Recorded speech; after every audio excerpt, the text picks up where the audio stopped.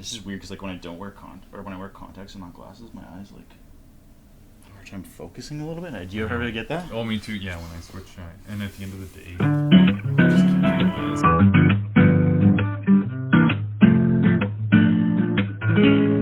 All right. Welcome to the first ever episode of Sound Culture. I'm Tim, and this is Brendon Greene. Brendon has done an interview with me, as you probably know by now, and I've asked him to join me as we start doing video reviews. So yeah, thanks for having me. Yeah, it's good to be here. And as you know, Brendon is a musician, and he has a record label, Conscious Collective, so he's very well versed in music.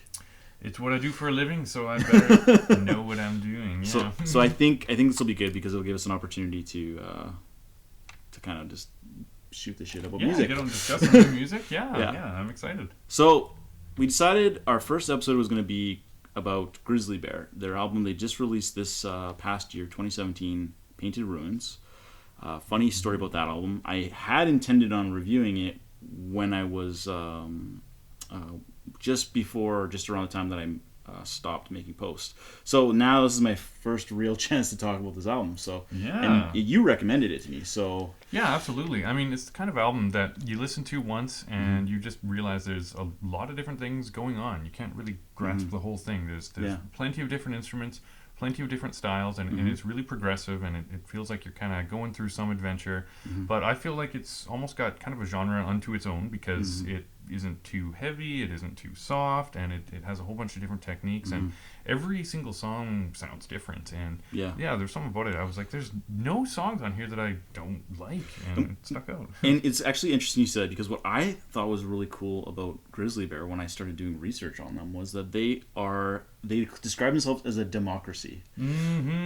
So that what that means for you is they actually all play equal roles in the band, and when they perform, even they all stand in a horizontal line. Like there's no front man, even though what's his name, Ed Drost is sort of like the founding member of the group, right? Like, and he just does vocals, but they all sing and they all have an equal stake in the group, which I think is kind of awesome. Again, given like you're very much involved in politics, so I mean for you that's kind of like a nice little.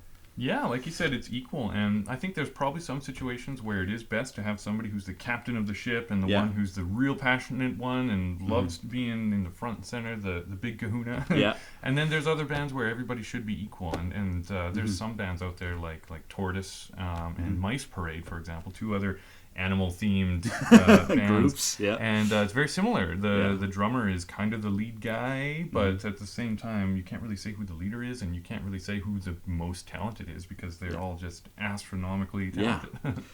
So what I like about this album is it is multi-layered, like Brendon mentions, and it gives you on repeated listens. I think it becomes one of those things where it matures as you listen to it, right?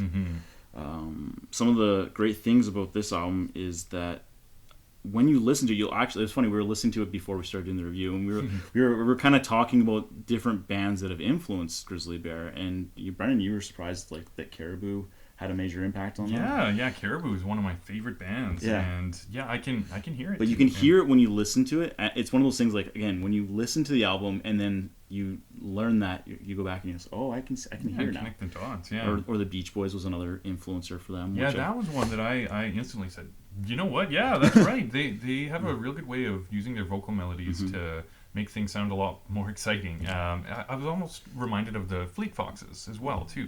They're kind of known for having really good vocal melodies as well. And so it's that kind of indie pop, alt rock, folk kind of vibe to it, right? But fusion, exactly. So it's good. I think if you like that style of music, 100% give it a listen. And even if you don't, but you're looking to kind of expand your horizons, I would give Grizzly Bear a shot. I mean, they touch on all kinds of different genres. They have some songs that they can use real like staccato drumming. It sounds almost like a military march, and they mix it up with some really ambient wind instruments, and they just do a really good way of having unique, complex drum beats without it sounding too overpowering. And They had some really cool, interesting use of syncopation and time signature changes. And going back to what I said a little bit earlier, it's progressive and it's creative and it goes in all sorts of different directions and it stays interesting the whole time. Yeah.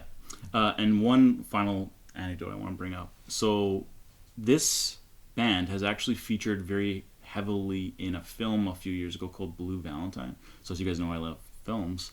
And that movie is very much a melodic film. Like Ryan Gosling plays not a musician, but he plays the guitar in that film. I don't know if you've seen it, Brendon, but No.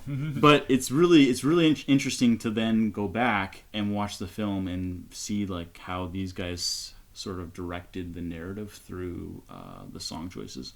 And yeah, they've been on other shows too, like Skins and things of that nature. So it's kind of fun. It's always fun when you hear about an album or hear about a band, then you later see where they've kind of featured in popular culture, right? So yeah, definitely. So that said, I think you should definitely give these guys a listen. I don't know how you feel. Yeah, oh, absolutely. I think, depending on what you're looking for, these guys will probably satisfy your needs. There's one song in particular that I wanted to mention. It was called Glass Hillside, and it was great. It starts off very soft, and it uses a nylon string guitar, so it sounds a little more emotional, a little more intimate, and then all of a sudden you get these 80s style synthesizers coming in right afterwards, and it completely changes the mood of the song. And like I was saying before, it's very progressive and it just changes and goes all over the place. And I really liked they had some good bass lines. They were not too complex, but they were really upbeat. And I think it was just a great mix of all sorts of different elements. Awesome. Okay, well I think from that note, sorry for the bad pun, we should sign off. So like I said, this is Sound Culture, and you should listen to Grizzly Bear. Yeah, thanks for watching. Thanks for watching. Mm-hmm.